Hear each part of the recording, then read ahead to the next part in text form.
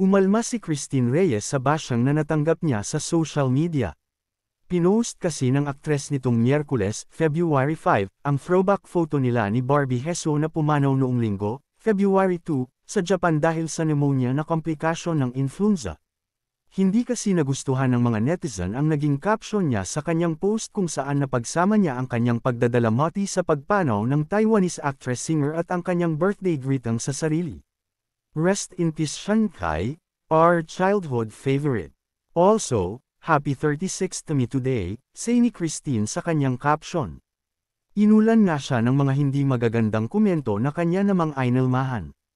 Sa kanyang Instagram story ay shinare niya ang kanyang reaksyon sa natanggap na bashing. Maligayang kaarawan sa akin. Yun na lang, ops na. Kailangan palaging perfect. Bawal magkamali nowadays. May kalupitan na kapalit sa mga bagay kapag nagkamali, di ba? Say niya sa kanyang caption. Dagdag pa niya, marahil ako nga talaga ay nagluluksa ngayong kaarawan ko. Good. Ang daming magagaling sa mundo, pagtatapos niya. Mas lalong nainis ang ilang netizen sa naging sagot ni Christine. Komento ng isang netizen, ba't parang kasalanan pa namin hahaha.